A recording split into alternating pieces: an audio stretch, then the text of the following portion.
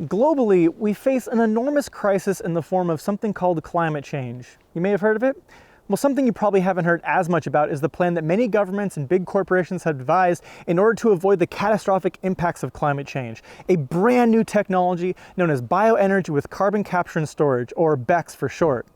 This is technology that uses biomass as an energy source instead of burning fossil fuels, while simultaneously capturing the carbon being released into the atmosphere and storing it in various ways. For the past 2 decades, BECCS has been integrated into various IPCC models when looking at future projections for how climate change will impact our planet and communities, and has often been counted on as the failsafe alternative to taking more radical, constructive action against climate change in the present moment, because after all, we can just use this incredible technology to just suck carbon out of the air. No worries, right?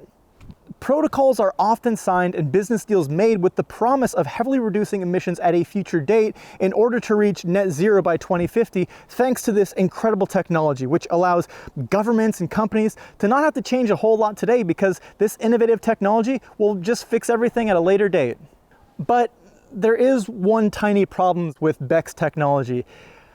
It basically doesn't actually really exist. It's largely just a theoretical technology that people in positions of power have clung to and gambled on because it offers a truly magical solution. But just like magic tricks here in the real world, it's all based on a deceptive sleight of hand because this tiny problem of BECCS is actually a few really big problems.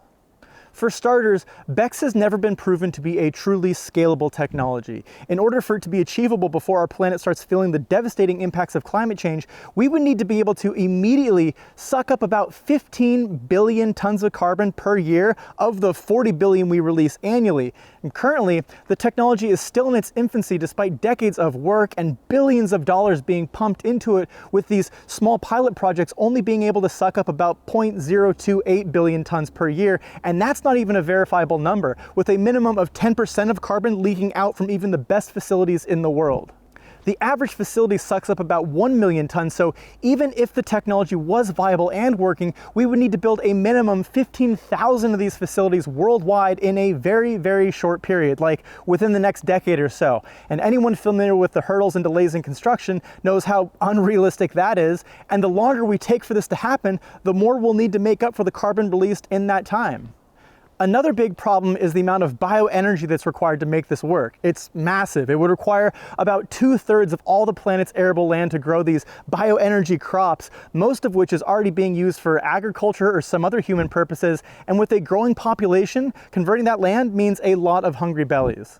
The best land identified to do this, unsurprisingly, is around the equator, which only furthers the trend of the global north offloading its responsibility and accountability for the problems that its consumption creates onto the disenfranchised and underprivileged communities of the global south. Converted land would also include some of the last remaining intact tropical forests we have left on the planet, which not only house some of the last remnants of critical biodiversity needed for life to survive on this planet, but ironically are already huge existing stores of carbon, which kind of defeats the purpose, right?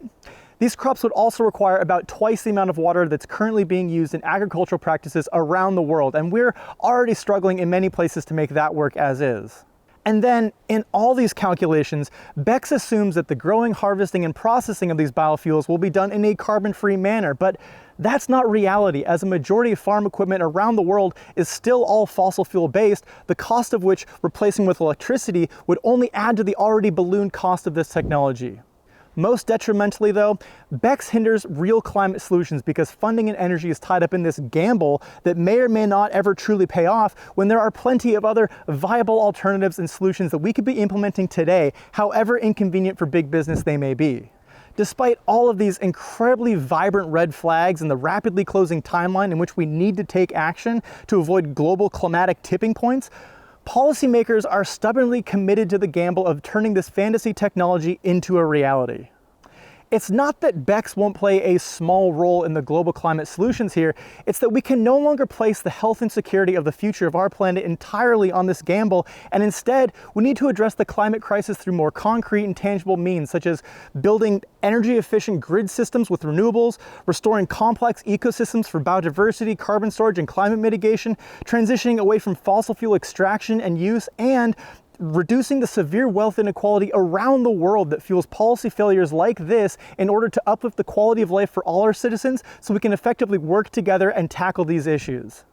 Listen, I love a good sci-fi story as much as the next. It's super entertaining and inspiring, sure, but at some point we need to stop living in a fantasy and address the reality that we are here and now. We need to stop lollygagging with these toxically entertaining gambles and take serious constructive action today to avoid reaching a climatic tipping point which threatens not only our communities, but the health and survival of all species on Earth, humans included.